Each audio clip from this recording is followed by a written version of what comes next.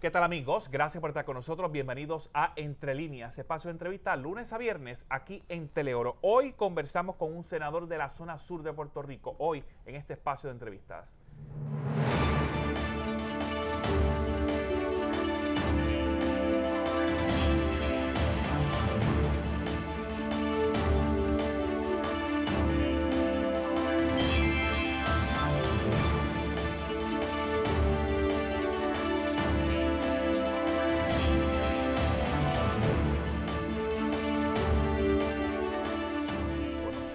El senador del Partido Popular Democrático del distrito de Ponce, Ramón Ruiz. Gracias por estar con nosotros y bienvenido aquí al Canal 13. Gracias a ti, José Ángel, por la oportunidad de compartir contigo en la mañana y tarde de hoy, precisamente en ese acontecer noticioso y sobre todo en la zona sur de Puerto Rico. Bueno, mejor conocido como Ramoncito. Servidor. Senador, ya usted había sido representante. Pues mira, José Ángel, yo tuve la oportunidad de ser representante del 2001 al 2004 en la zona central de Puerto Rico, los pueblos de Lares, Utuado, Junta y Jayuya, y del 2013 al 2016 le serví como senador al distrito senatorial de Ponce, 13 pueblos, Lares, Utuado, Junta, Jayuya, Maricao, Guayanilla, Guánica, Guayanilla, Peñuela, Ponce, Utuado y Juana Díaz. Hay que visitar muchos Sí.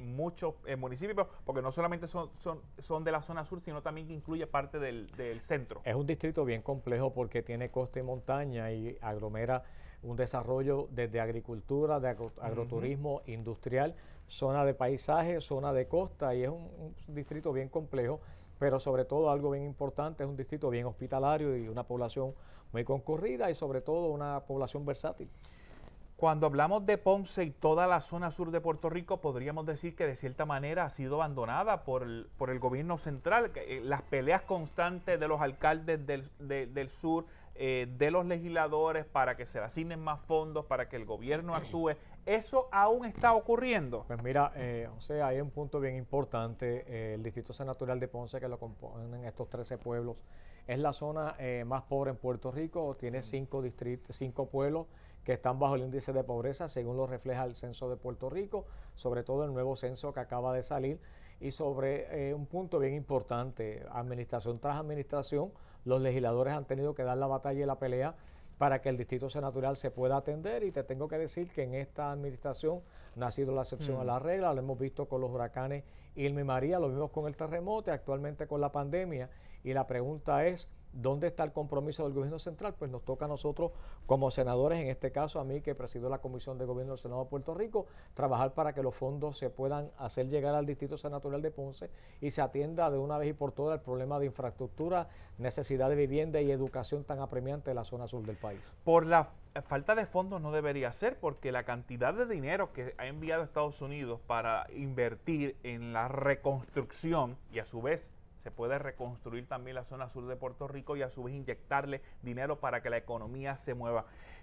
Por ejemplo, a mí me viene a la mente ese puerto de Ponce que todavía no hemos hecho nada. Yo creo que yo era un niño, un adolescente, cuando estaba escuchando del desarrollo del puerto de Ponce, que eso iba a ser lo mejor, que el puerto de las Américas iba a lograr una inversión mayor a la del muelle de San Juan. Pero ¿qué ha pasado con eso? Bueno, yo te tengo que decir que en un momento dado, mientras se estuvo discutiendo la planificación del Puerto de las Américas, Rafael Cordero Santiago, entró Santo Domingo en un plan de desarrollo, crearon un megapuerto. Mientras discutíamos el desarrollo del aeropuerto Rafael Cordero Santiago, la raya. Nos pasó Cuba por encima, y ahora en aquel entonces, del 2013 al 2016, se contrató una empresa coreana, Portec, que hizo un estudio de viabilidad del puerto Rafael Cordero Santiago, del cual ahora actualmente el administrador del puerto y Manuel Sidra han tenido una responsabilidad, la cual discutimos con el señor gobernador, para darle paso final al puerto de las Américas Rafael Cordero Santiago, en un combinado de lo que tiene que ver la industria farmacéutica, la zona central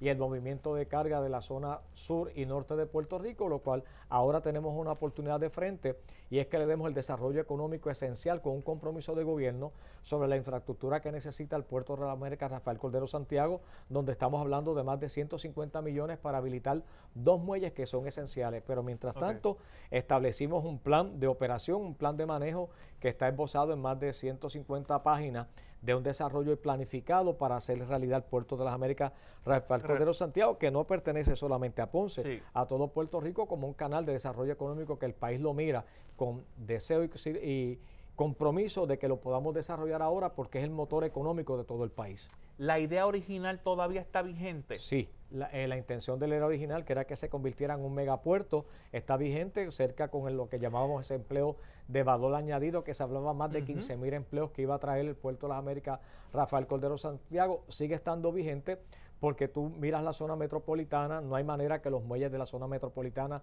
San Juan y Cataño, tengan mayor desarrollo económico, pues por lo tanto está el sur de Puerto Rico con todo lo concerniente, tiene los terrenos, tiene la finca Percón para poder desarrollar este proyecto, y yo creo que ahora llegó el momento idóneo, teniendo una cantidad de fondos federales de los cuales tú hiciste mención, cerca de 40 billones de dólares que tiene el gobierno de Puerto Rico para desarrollar toda la infraestructura, levantar todo lo necesario para que podamos mirar de frente al futuro y poder decir, ahora el Puerto de las Américas Rafael Cordero Santiago es una realidad. Los proyectos están ahí, hay intención, hay operadores que han mostrado interés en el puerto y nos toca a nosotros como gobierno, Cámara y Senado y el señor gobernador de encarrilar finalmente este proyecto. Antes también se hablaba de tránsito, de que llegaba y hacía un proceso para como de parada y de transbordo. Yo todavía no entiendo muy bien esa parte. ¿Eso todavía está o solamente vamos a dejar el puerto de Ponce para la llegada de productos a nivel local? Porque la cantidad de productos que consume Puerto Rico es una cosa bárbara. Pues mira, tú traes un punto sumamente importante, porque cuando se hablaba en un momento dado no era un puerto de carga doméstica, que es lo que tenemos en San Juan, que es un puerto de llega la carga de consumo, sino que era un proyecto que llevaba valor añadido, que era ensamblaje, llegaba la materia prima, que era como se le conoce a estos puertos de transbordo, llega la materia prima, se busca todas las empresas concernientes, se establecen en ese litoral y empieza un proceso de ensamblaje.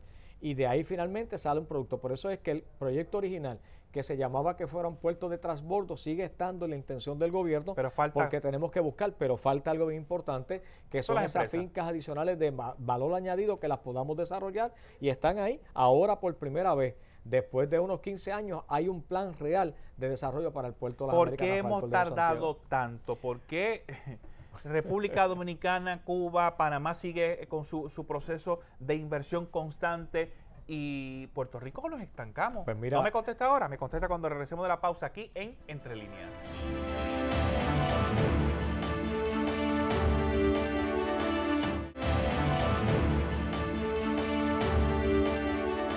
De regreso a Entre Líneas, gracias por continuar con nosotros. Nos acompaña el senador del Partido Popular Democrático, Distrito de Ponce, representa 13 municipios, Ramoncito Ruiz Nieves. Pregunta en el tintero relacionado, ¿qué pasó que nos pasaron pues mira, por el lado los otros países? José Ángel, algo bien importante. Mientras hablábamos de desarrollo del proyecto, hubieron cambios de administración a nivel central y no se presentó ese compromiso real para echar hacia adelante el puerto. Yo recuerdo cuando estuvo Rafael Cordero Santiago, cuando estuvo, que en paz descanse de igual manera Rafael Hernández Colón, que se trabajaron aquellos proyectos de Ponce en marcha, se establecieron proyectos que ahora se están culminando, pero se miró el Puerto de las Américas como un punto de desarrollo económico, no se discutió en aquel momento con profundidad.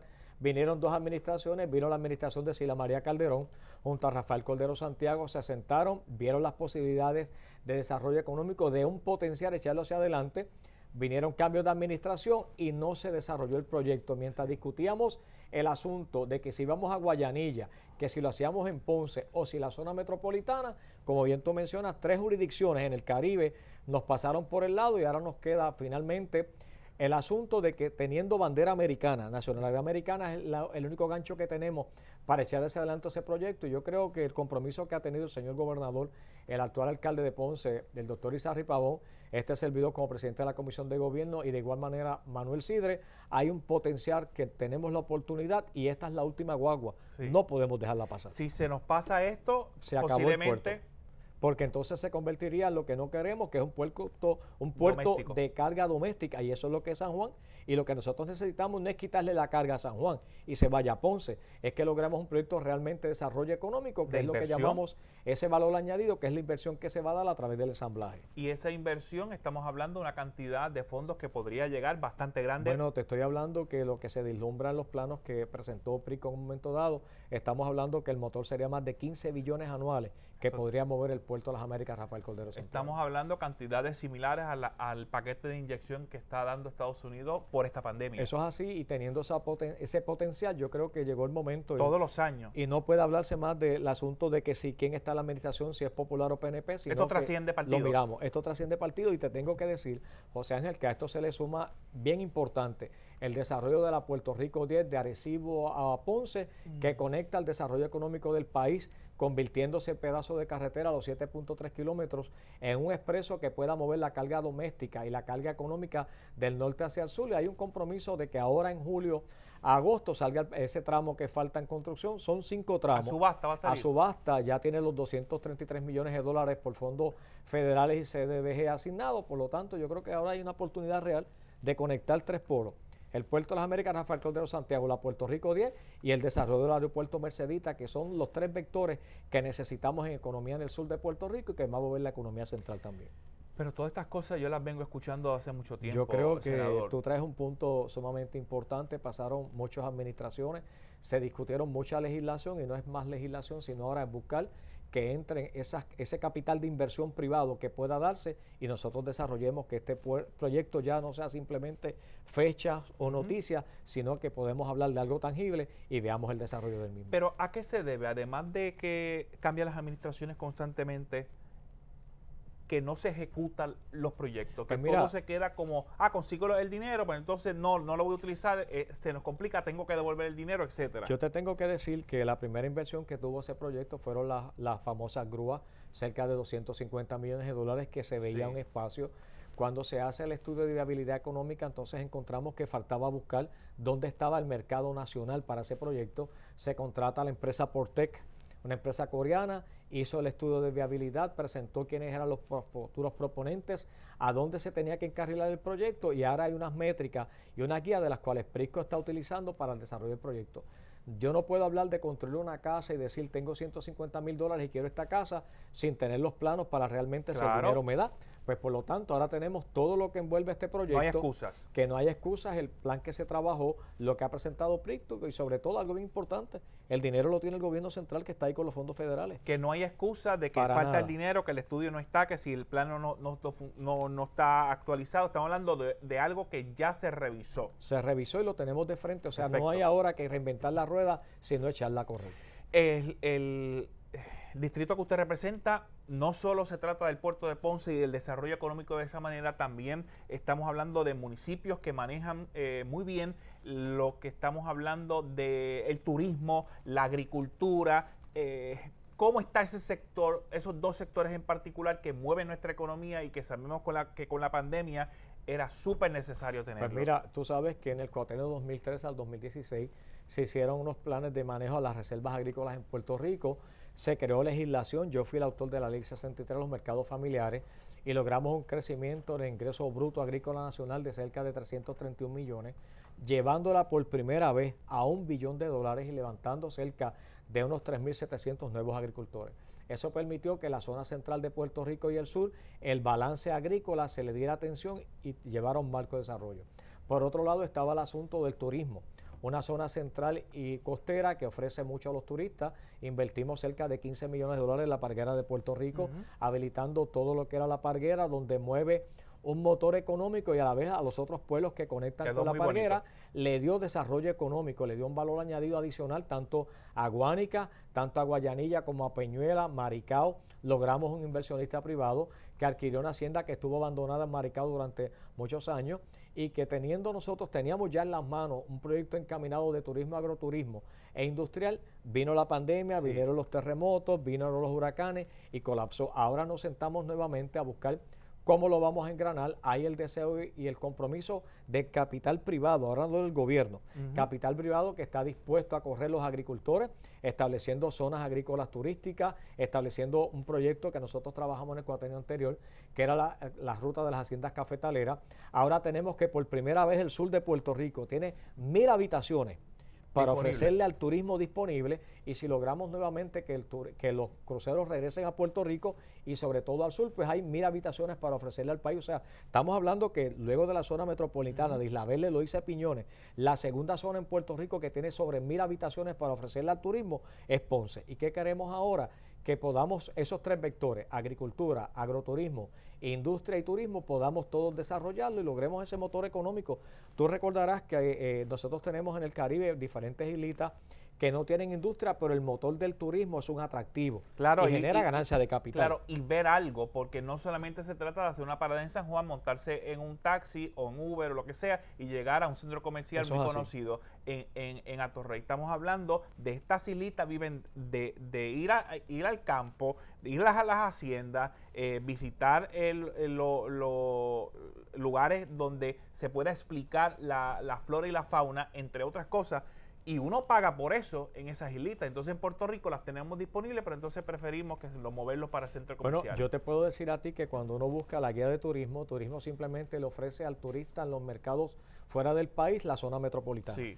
Teniendo a Mayagüez con unos atractivos históricos, teniendo a Ponce con unos atractivos de primer orden, los pueblos del sur, las haciendas cafetaleras de nuestro país que están en la zona central, turismo no las mercadea. Pues ni a nivel internacional las mercadean, ni a nivel local, porque muchos puertorriqueños desconocen sobre estas haciendas que están funcionando y, por ejemplo, hay agricultores que trabajan directamente con pequeñas haciendas de café y de otros productos, y queda evidenciado en los mercados agrícolas cómo el puertorriqueño sí apoya. No solamente compra artículos de artesanía, sino estamos hablando de artículos que se desarrollan en Puerto Rico. El puertorriqueño quiere, lo que pasa es que no se ofrecen. Bueno, pero ahora tú traes un punto. Cuando yo fui el autor de la Ley de los Mercados Familiares, la Ley 63, con la autora Mirna Coma, empezamos a discutir esto y logramos que de un 4% ya esté un 6%.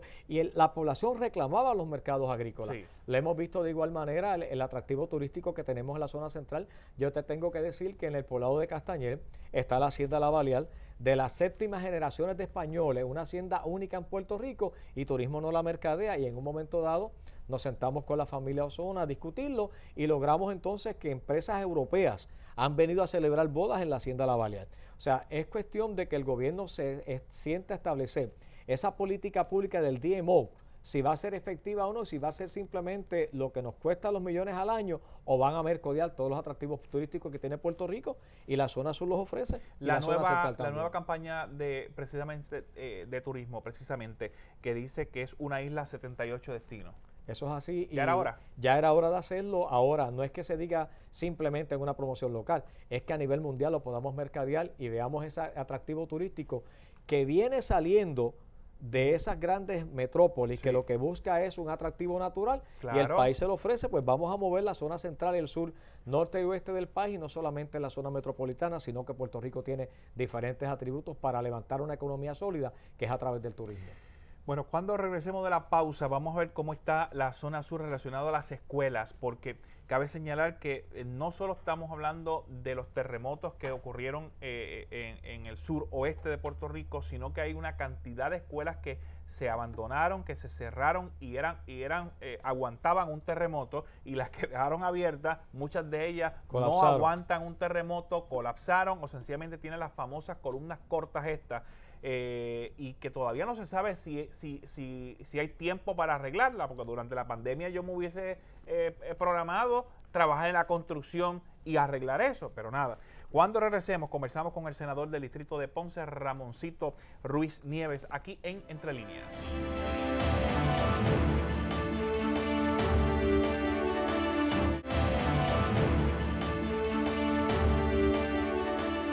De regreso a Entre Líneas, gracias por continuar con nosotros. Nos acompaña el senador del Partido Popular Democrático, Ramón Ruiz Nieves, conversando con nosotros durante el día de hoy. Ramoncito, ¿estamos listos en Ponce para abrir las escuelas? Las escuelas necesitan repararse, ¿hay módulos que se puedan utilizar en lo que se hace? Yo creo que tú has dado en el clavo algo bien importante, porque cuando Elba Ponte Santo en un momento dado hablaba de que teníamos cerca de 117 planteles a abrirse en Puerto Rico, no se contemplaba el asunto en ello de las llamadas columnas cortas, de aquel problema que salió a aflorar en la infraestructura de los edificios del Departamento de Educación y que el terremoto del 7 de enero afloró.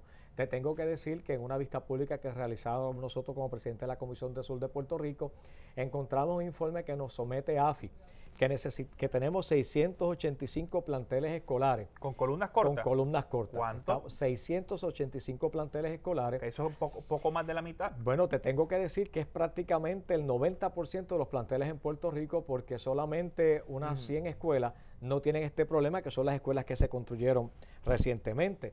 Todas las demás tienen este problema, y esos 685 planteles escolares nos estarían costando cerca de 197 millones de dólares habilitar todos los planteles escolares en Puerto Rico. Cuando se está hablando de que en agosto vamos a tener presencialmente las clases, que 685 planteles van a estar disponibles, eso no es lo que expresa AFI. AFI nos dijo a nosotros que ellos hicieron un assessment referente a la cantidad de escuelas en Puerto Rico que había que corregir esta deficiencia estructural, que cuesta cerca de 197 millones de dólares, y que a la fecha de hoy necesita la asignación de fondos para llevar a cabo la subasta. Por eso, cuando el secretario interino, Eliezer Ramos, expresó públicamente que se iban a subastar aquellas escuelas que tenían menos de 50 columnas cortas por salón, que suman 135 planteles en Puerto Rico. Esa no es la realidad, porque, José, tú no puedes hacer una subasta si los fondos no están disponibles. Claro. Los fondos tienen que estar disponibles, consignados, para tú darle paso a la subasta. ¿Qué hicimos tan pronto él hizo mención de esto? Pues nos comunicamos con el licenciado William Rodríguez, que tú lo tuviste aquí contigo en tu programa de televisión.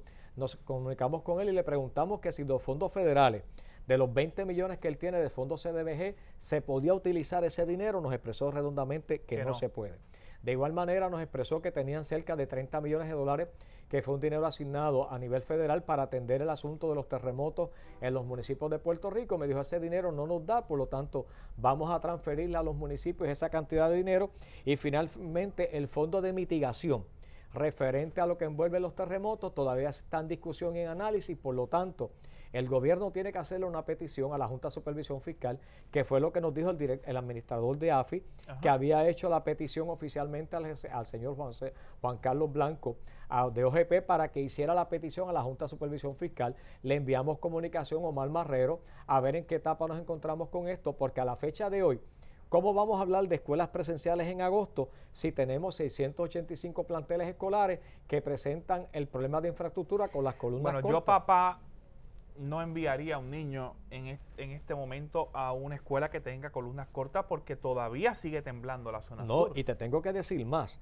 Yo, responsablemente como gobierno, ahora no se trata del Código de Salud si cumple o no, es que las escuelas tienen que tener ese requerimiento establecido, que sean seguras, número uno, para que los padres puedan decir, mi hijo está en un plantel seguro. Número dos, para que el personal docente y no docente del Departamento de Educación tenga la seguridad. Y número tres, yo me imagino que la responsabilidad que tiene AFI y la Autoridad de Edificios Públicos y el secretario de Educación, especialmente AFI y Edificios Públicos, no van a decir esta escuela está apta, se puede utilizar si tiene la deficiencia de columnas imagínese cortas. Usted que tengamos otro terremoto como a principio de año y se caiga una escuela con ¿cuánto?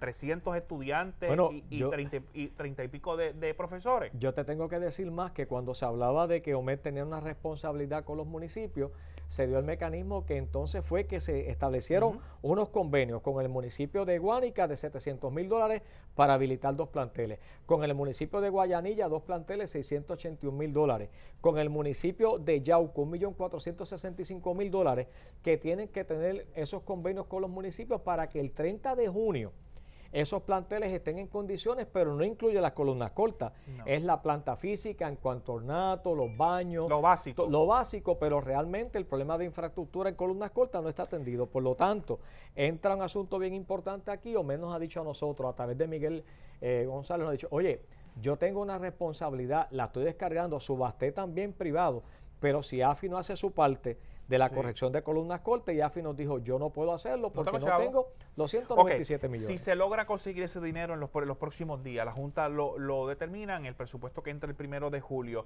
¿hay tiempo para que de aquí a finales de agosto tengamos las escuelas listas? Yo sé que la contestación es no. Pero entonces, módulos para que se puedan recibir a los estudiantes mientras se están reparando. Bueno, hay un punto bien importante, y se habló de las escuelas modulares, los salones modulares. El director ejecutivo de AFI nos expresó a nosotros que los salones modulares o escuelas modulares estarían terminadas, todavía no está adjudicada la subasta, de octubre a noviembre. Por lo tanto, estamos hablando que en Guánica se necesitan 2 escuelas con salones modulares Guayanilla son 2 planteles con salones modulares, Peñuelas 1 y Yauco son 5 escuelas. Por lo tanto, para el mes de octubre a noviembre es que estarían culminados estos proyectos. Por consiguiente, el asunto de las columnas cortas, según nos expresó AFI, que es la persona que va a tener esa responsabilidad, está hablando de los meses de septiembre a octubre. Sí. Por lo tanto, aquí estamos hablando que el 1 de agosto va a haber clases presenciales. Claro, habrá clases presenciales en las 132 escuelas que cumplen con los códigos, pero las otras 685 que no cumplen, no hay manera que tengamos clases presenciales y lamentablemente se le sigue mintiendo al país diciendo que para tal fecha van a estar complementados este proyecto cuando realmente la asignación millón de 197 millones no está en el tintero. El tiempo no cuadra, no está cuadrando y el tiempo se nos acabó, senador. Gracias por estar con nosotros. Gracias a ti por la oportunidad de dirigirme a esa audiencia que tienes y sobre todo de instruir a Puerto Rico y a la zona sur del país de cuál es la realidad que tenemos con nuestros planteles escolares a la fecha de hoy y lo que nos falta, un gran tramo por recorrer para darle seguridad a nuestros planteles escolares, a nuestros niños y al personal docente y no docente y que los padres puedan decir mi hijo está en un sitio seguro. Se nos acaba el tiempo, será hasta una próxima ocasión. Esto es Entre Líneas.